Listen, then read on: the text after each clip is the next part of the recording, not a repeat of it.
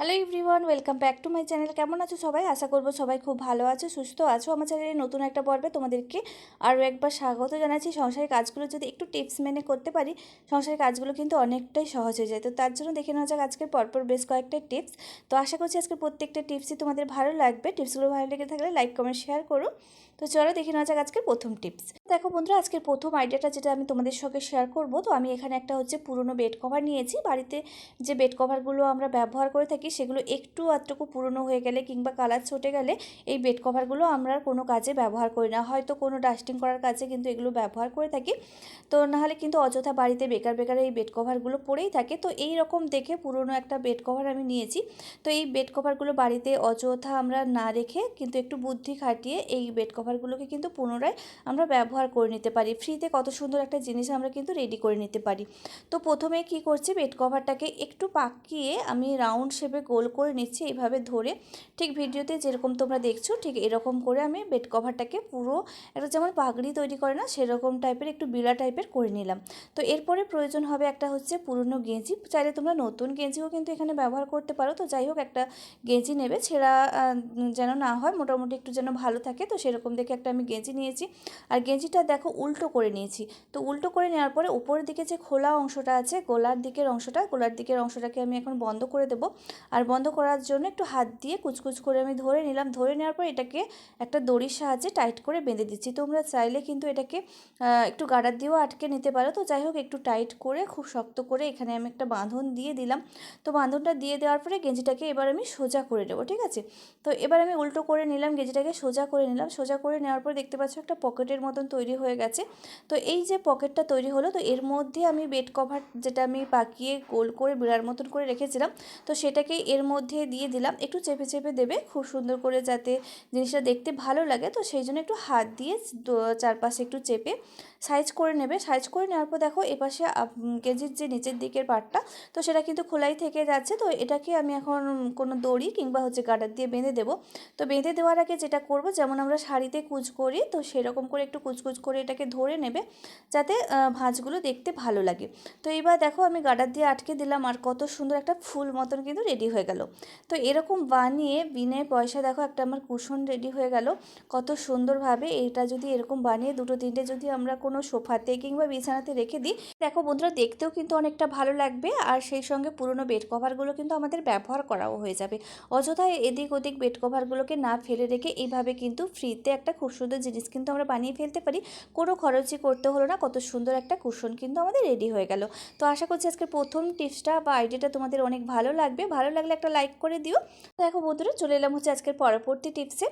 আর দেখো, শীত যেহেতু পড়ে গেছে, সোয়েটার তো আমাদেরকে পরতেই হচ্ছে। সোয়েটার পরার সময় কিছু কিছু সোয়েটার দেখা যায় এই যে সাইডে সাইডে পকেট থাকে না, আর পকেট থাকার না থাকার কারণে অনেক অসুবিধা হয়। তো আমরা হয়তো এই সোয়েটারটা পরে কোথাও বেরোবো, তো বেরোনোর সময় টুকটাক পয়সা কিন্তু আমরা সঙ্গে করে নিয়ে যেতেই হয়। কিন্তু এই পকেটটা যদি থাকতো, আমরা কিন্তু সঙ্গে করে টাকা পয়সা কিন্তু এই পকেটের মধ্যে ভরে নিয়ে যেতে পারি। ধরুন হয়তো আমরা একটু মর্নিং ওয়ার্কে বেরোলাম, তো সঙ্গে করে তো 10-20 টাকা আমরা নিয়ে যাই। তো সেক্ষেত্রে রাখার কিন্তু আমাদের অসুবিধা হয়ে যায়। তো তার জন্য ছোট্ট একটা টিপস আমি তোমাদের সঙ্গে দেখো শেয়ার করছি।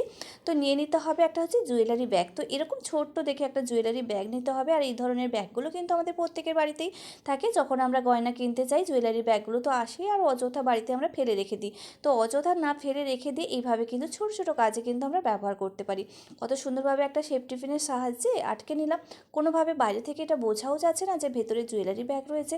তো এর মধ্যে খুচরো পয়সা যদি আমরা নিয়ে যাই বা 10-20 টাকা যদি সঙ্গে করে নিয়ে যাই, অনায়াসে কিন্তু আমরা এর মধ্যে রাখতে পারবো। আর প্রয়োজন অনুযায়ী কিন্তু আমরা ব্যবহারও করতে পারবো। কোনোভাবে বাইরে থেকে বোঝাও যাচ্ছে না। ছোট ছোট টিপসগুলো জানা থাকলে সংসারের কাজগুলো কিন্তু আমাদের অনেকটাই সহজ হয়ে যায়। তো সেই জন্য ছোটো ছোটো টিপসগুলো জানা আমাদের অত্যন্ত প্রয়োজন। আশা করছি বন্ধুরা এই টিপসটা তোমাদের অনেক কাজে লাগবে। ভালো লাগলে একটা লাইক করে দিও। চ্যানেলে নতুন হলে প্লিজ চ্যানেলটাকে সাবস্ক্রাইব করে দিও।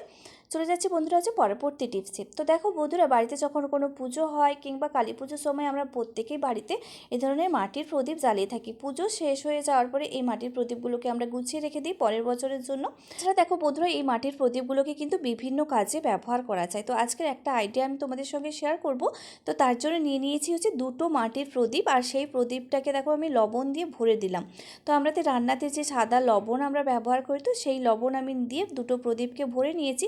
তো এই লবণ ভর্তি প্রদীপটাকে কোথায় ব্যবহার করব, তো চলো এখন দেখে নেওয়া যাক। তো এটা আমি ব্যবহার করব হচ্ছে বাথরুমে অর্থাৎ টয়লেটে। তো দেখো টয়লেট প্রত্যেকবার ব্যবহার করার পরে কিন্তু আমরা জল যেহেতু ব্যবহার করে থাকি আর বাথরুমে একটু জলের তো ব্যবহার হয়ে থাকে, তো তার জন্য দেখা যায় বাথরুমটা সবসময় ভেজা স্যাঁতস্যাঁতে মতন থাকে।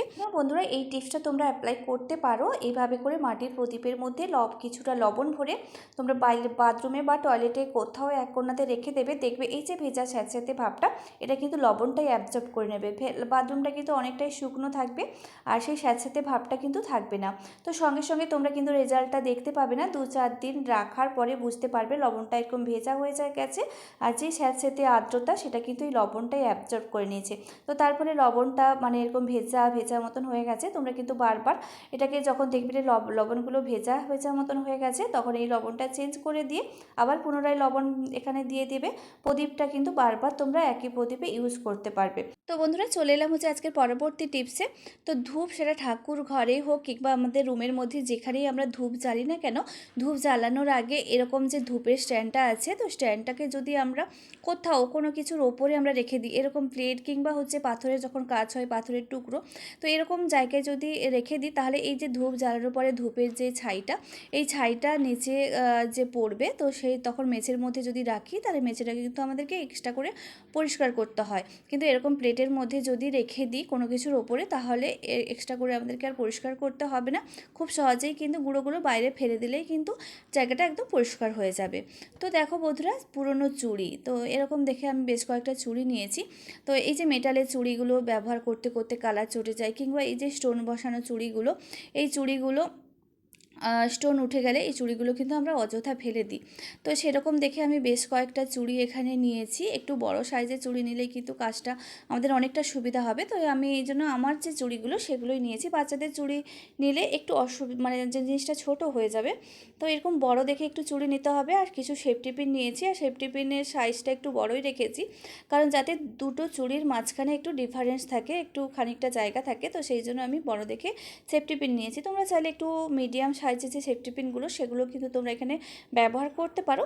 তো এই সেফটি পিনের সাহায্যে একটা চেন মতন আমি তৈরি করে নিলাম। তো এটাকে কিভাবে কি কাজে লাগাবো, তো দেখো বন্ধুরা আমাদের প্রত্যেকের বাড়িতে ছোট ছোট জিনিসপত্র থাকে। তো এখন যেহেতু শীত পড়ে গেছে, এরকম বাচ্চাদের হোক কিংবা হচ্ছে বাচ্চাদের হলে তো একদম মোজাগুলো ছোট ছোট হয়, কিংবা আমাদের মোজাগুলো কিন্তু মানে এতটাই ছোট হয়, বা বাচ্চাদের প্যান্ট রুমাল এই ধরনের জিনিসগুলো আমরা আনলাতে কোনোভাবেই রাখতে পারি না, কারণ আনলাতে যদি রাখি বারবার এগুলো পড়ে যায় বড় বড় জামা কাপড়ের মধ্যে। তো এই যে সমস্ত জিনিসপত্র আমাদের বাড়িতে ছোট ছোট যে সমস্ত জিনিসপত্র রয়েছে, সেগুলো কিন্তু এই যে চুড়ি দিয়ে আমি যে চেনটা বানালাম, তো এটাকে যদি বাড়ির কোথাও আমি হ্যাং করে রেখে দিই, তাহলে এই সমস্ত ছোট ছোট জিনিসগুলো এর মধ্যে কিন্তু খুব সুন্দরভাবে গুছিয়ে রাখা যাবে, আর এখান থেকে পড়বেও না জিনিসগুলো, আর এই ছোটো জিনিসগুলো অনায়াসে এর মধ্যে থেকেও যাবে।